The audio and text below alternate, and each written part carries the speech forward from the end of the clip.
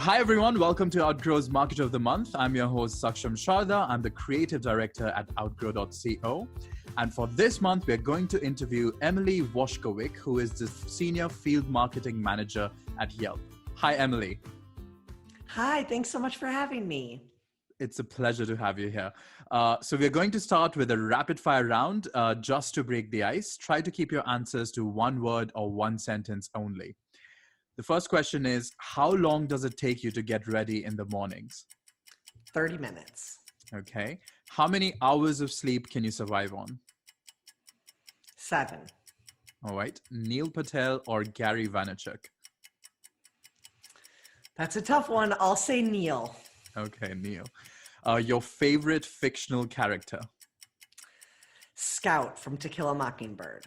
Okay. That almost sounds like Tequila Mockingbird. All of us could use some tequila today, so it can be For To Kill a sure. Mockingbird. All right. And what's your favorite literary genre? Surprise question.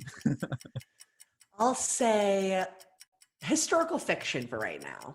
Okay. The biggest mistake of your career?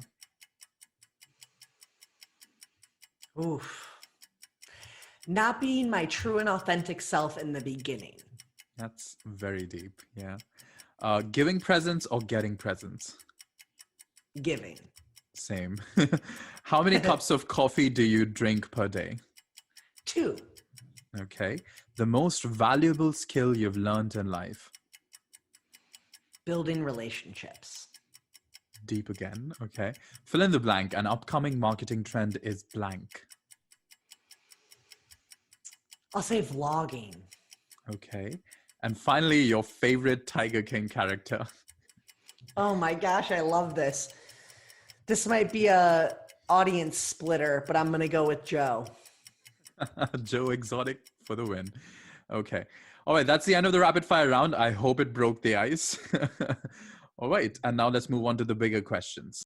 As someone who has had a diverse experience in various facets of small and big businesses, what is the one thing that you think is going to change significantly for the upcoming Black Friday, Christmas shopping season, as well as going into 2021? I think the biggest change we're already seeing this year is consumers are doing values-driven spending. So they're spending money at businesses that align with their values. One great example would be searches for Black-owned businesses have been up 6,500% this year. So that, in addition to people writing reviews that mention businesses are women-owned, those are really giving us that inclination that consumers are spending in that way. They're maybe looking for those businesses that align. And also another huge thing is they're spending locally. So, we've always had shop small, right? We've always had Small Business Saturday, but I think this year in general, consumers have seen the hit that businesses in their local area have taken. And so they're being more intentional about spending with local businesses where they can. And they're making a little bit more of a plan for that. We've been seeing consumers start doing those searches as well as making that plan for spending now, because they do need to make arrangements, whether that's, curbside pickup or a different set of shopping plans than what they would have in a pre-COVID environment. Again, do you think there's been a huge transition to online marketing? Yeah, definitely online is huge. And I think the thing I love here is we're seeing online, but that doesn't always necessarily mean online with a Walmart or an Amazon. It means online with local businesses as well. So I've seen tons of local businesses who had websites or online stores before they weren't really leveraging or utilizing. And during COVID, they've been able to get their products online and start some online volume there. So I think that's a huge opportunity for small businesses as well, is to come up with an e-commerce method to connect with your consumer, and then having alternatives for how you get that item to them, whether you're doing shipping, whether you're doing curbside pickup. So I think while online is huge, it's not necessarily online as in only spending with big boxes because we can't shop like we used to. Okay. The next question is your top advice when it comes to dealing with a bad review of one's product or service. Absolutely. So I think the first thing is engagement. Responding to reviews is so important, both positive and negative.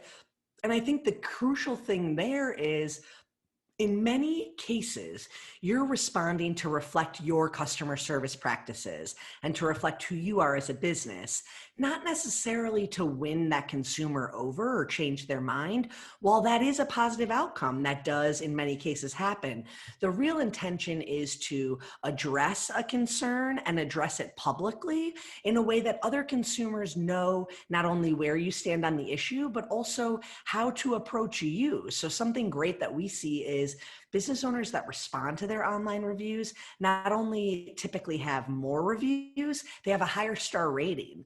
And the psychology behind that makes a little bit of sense, right?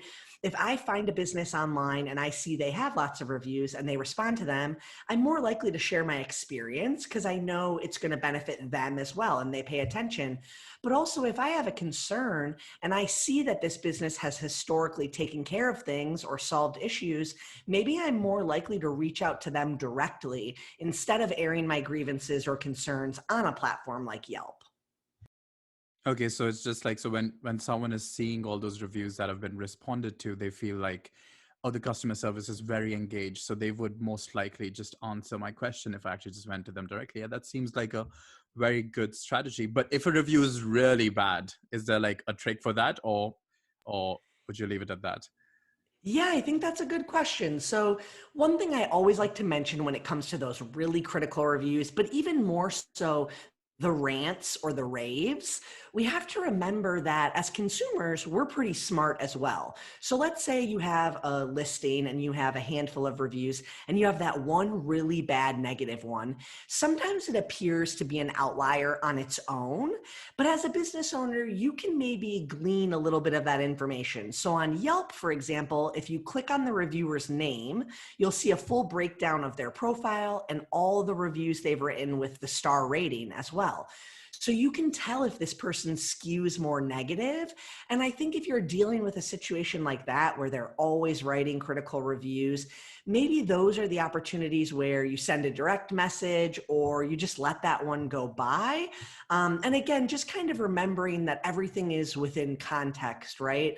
But also there are times when maybe you should be flagging reviews as well. If it's not a firsthand consumer experience, if they're using crude or crass language, we certainly have terms of service and content guidelines that we live by and hold our content by. So flagging, if you feel like it's not something that should be online, is always a good first step as well if you're dealing with that really critical or that really negative review. So I would say for the upcoming Black Friday and the entire shopping season, if people get if companies or small businesses get negative reviews for, I don't know, because they weren't able to deliver on time, what would be the best strategy? It would be to just respond, or in case it's a raging review, to just ignore it, I guess, or report it. Yeah, and I think to take an opportunity where you can to share information and set expectations. So that's a huge thing right now. The more you communicate and set proper expectations, the less likely you're going to have to deal with negative reviews related to things like COVID, right? I think one big thing would be, let's say you're shipping a lot of your purchases that are happening for your business. If you're seeing delays in shipping, just communicating that right from the get is going to be really beneficial, right? When you get that order, that message that says, we've received your order, due to holiday time, it'll take extra processing, or due to what we've seen with USPS, expect a few extra days. I think just that communication sets those expectations, and then you're not really having that consumer that's so let down by feeling like they were maybe misled or they didn't get what they expected. Yeah, for sure. The next question is, you've worked in sales and marketing both. How should the sales and marketing teams in any company function to help each other in the best way possible? Are there any tips you'd like to give for this? That's such a good question. And I think a really important thing is communication between the two is very valuable. So let's start on the sales side of things. Sales in any company, whether it's Yelp or, even a plumber who has technicians who go out and, get the jobs. Sales is going to be more of that firsthand layer of touch point with your customer, right?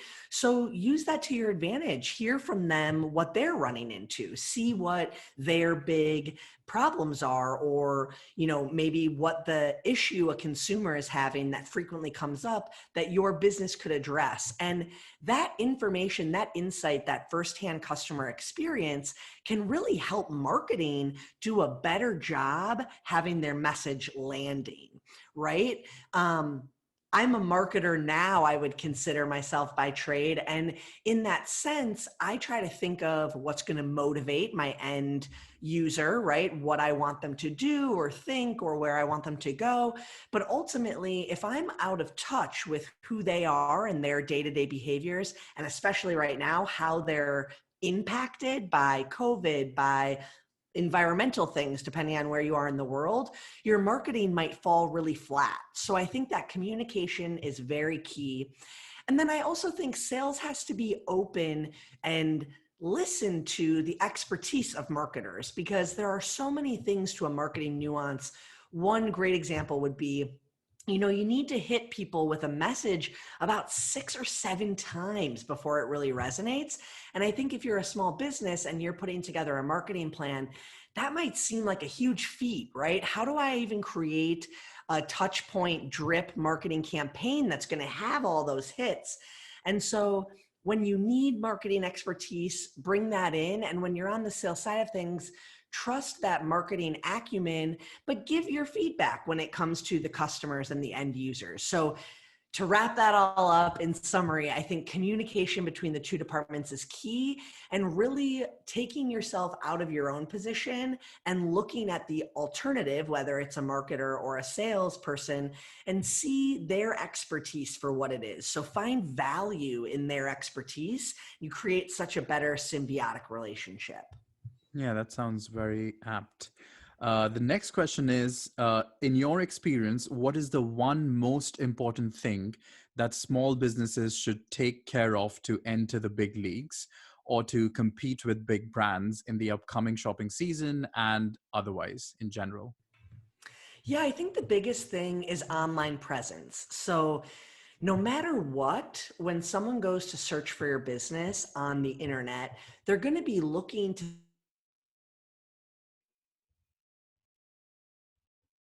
right? So if you have a Google My Business page with all your updated and accurate hours and website and all of that, but your Yelp page is not updated, that's an issue, right? Consumers then don't necessarily know what information to trust.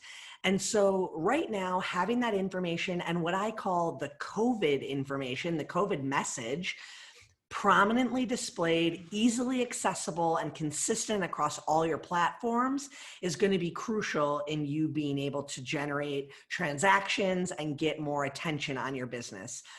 I know you said one thing, but I'm going to add a Yeah, for little sure. second layer to that. Social media is one of those platforms, right? So when you get that COVID message, figure out how can you tease that out into multiple social media messages. For example, if you're going through and updating your COVID safety measures on Google or on Yelp, make a little sticky note next to you in ways you can translate this same message to Instagram. So when you're checking that box, employee face masks required, let's think of what picture can I take today mid-shift that shows one of my staff handing off an item to a customer and everyone's wearing masks. Those are the ways where if they're continuing to leverage those free communication tools, they're just going to become more visible to the people in their community. So just being very mindful about humming that same message over and over. Where do you want them to go? Where can that transaction begin? What are the hours that you're open for them to engage with? Okay, so there's another thing though. How do small businesses then compete against big businesses who are making a lot of noise on social media in this time?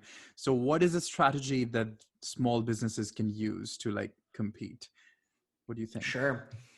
Yeah, I mean, I think a big thing is collaboration. And so Mhm. social media, as an example, is such an easy, quote unquote, you can't see me doing those air quotes, but it's an easy platform to cross promote, to partner up and really get more brand exposure. So take that risk and send that direct message to a big brand or, a popular person when it makes sense for your company, and see if you can do a collaboration. I've seen a lot of people get additional eyeballs on a project they've done during COVID just by tagging a random person. I have a food and wine business in LA that I'm friends with the owner. They have a 3-location business. And right at the beginning of COVID, they started at mentioning different famous sommeliers and saying, what are you drinking in your home during COVID? And what are you pairing together?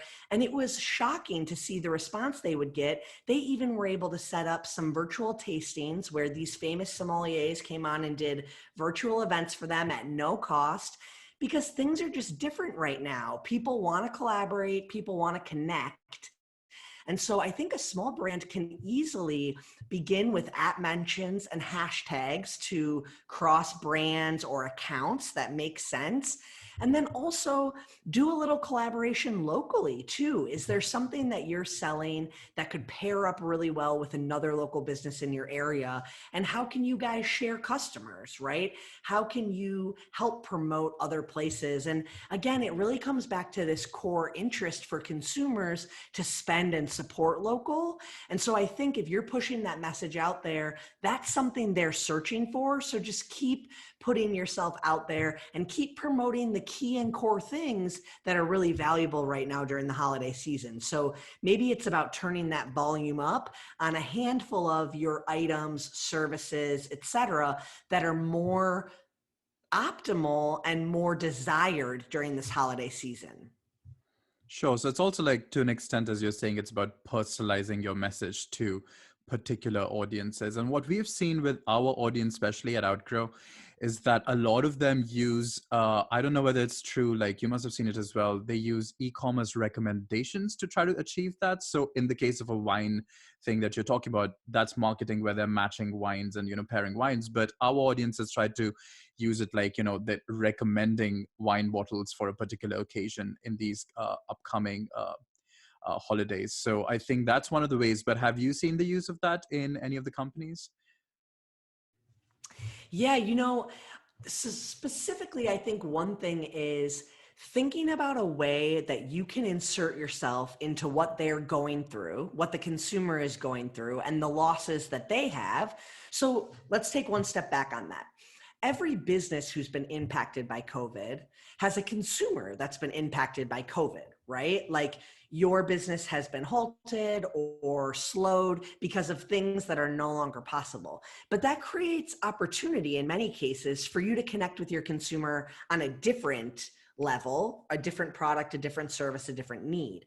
So I think especially as we enter the holidays, something cool is like, how can you interject yourself into a holiday experience? One great example, we saw huge upticks for things like baked goods, cakes, etc. People who aren't going to be able to be together during the holidays are going to want to send things to each other or, make each other feel like they're thinking of one another, not necessarily just in our typical gift sense. And so maybe they're calling a bakery in their, mom's town and having a hand delivered option because that bakery has started this big campaign about, single family size packaged pumpkin pies or whatever it might be. So I think that's the cool thing for businesses is you have an opportunity right now to present yourself as a change, a new option, a new thing in lieu of this huge loss we're all ultimately going through when it comes to this holiday season, right? So it's kind of like turning that coin and making yourself the positive thing that's going to be the difference in this holiday season. So do you think it provides a kind of opportunity? Because what we're seeing is that, uh, Macy's and Walmart, they can't have those physical stores anymore. So there can't be those Russian shopping malls anymore, which means they have to go online just like everyone else. So it's kind of fair play because if you're a small business, you're competing for the same online space. Do you think that's applicable?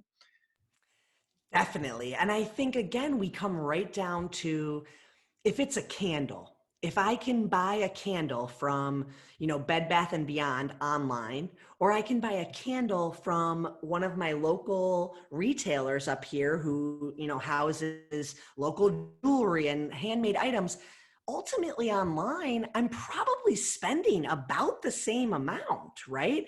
And so I think we're going to see these consumers tip away from what was convenience, because now they have convenience for both, and tip towards small and local. Does that make sense? Yeah, definitely. Yeah. So the It's exciting. final question is, I guess it's a typical question, but I really want to ask you this. What's a good strategy for getting a lot of reviews? Could you also give me an example, a case study, or like a prominent example you can think of a company that had exponential reviews? And an extension to this question, how could one use the upcoming shopping season to build up that review base? Because, it's a great opportunity because it's shifted online completely. So could you unpack Yeah. that for us? Yeah. Absolutely. So first, I want to make something of a statement here.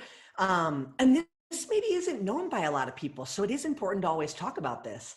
On Yelp in particular, we take a firm stance on asking for or soliciting reviews. So we really want business owners to understand that that's not necessarily their job. And especially on our site, if they're going to work to acquire reviews through processes like, we've all seen it, right? If you're giving like a coupon or a deal away to get reviews written, those reviews more often than not are going to be not recommended on our site because of our algorithm. So it works against those solicited reviews.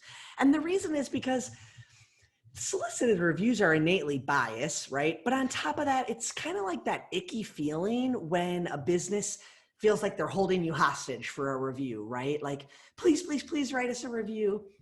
Where on the flip side, businesses that create those exemplary experiences, whether it's through customer service or, you know, we've all been in a brick and mortar where you walk in and you are just blown away by the sensory experience. I think any of those memorable moments you can create as a business owner, those are going to be what innately create a review, right? And so during this holiday season, when we don't have as much of that in-person opportunity, I think the wowing, the memory for the consumer is going to be in that experience from start to finish. Was it smooth? Was it easy? And so if we're talking specifically about online, for example, let's just walk through a consumer journey.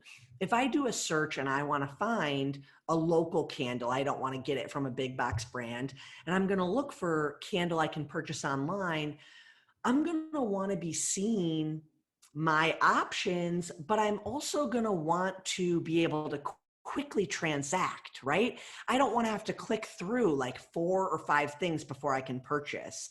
So if you have something that you're pushing or promoting, whether it's on your website or social, it's going to be so key to drive that consumer to the transaction as quick as you can. And that's going to be what elevates you and what creates more of those orders.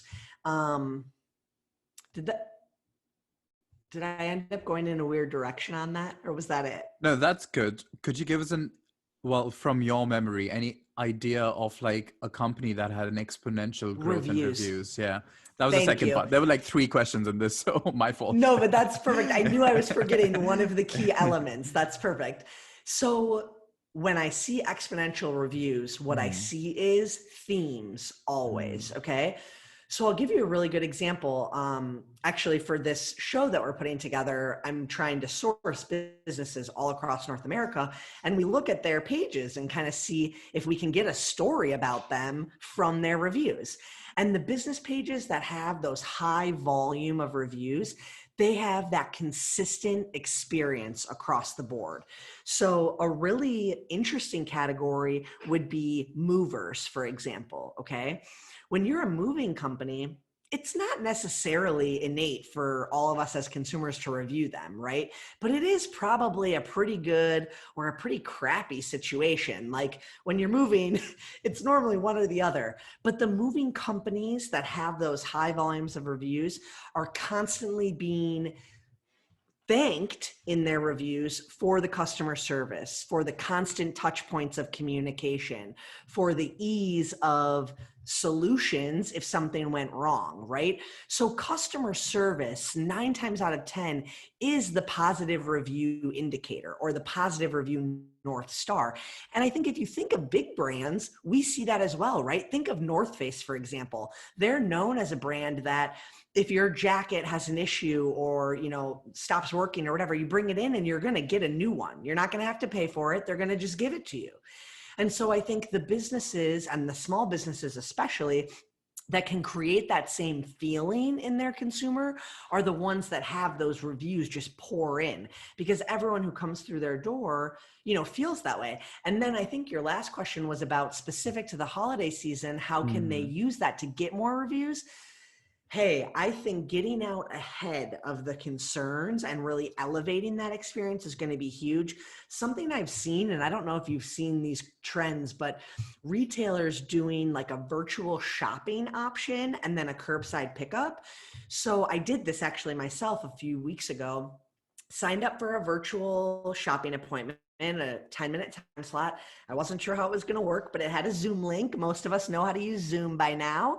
I clicked into it. A woman at the shop answered and walked me through the store. I was looking for a plant and I wanted it potted, got to look at different options. She gave me a little of her expertise. She got to see in my house where it was going to go.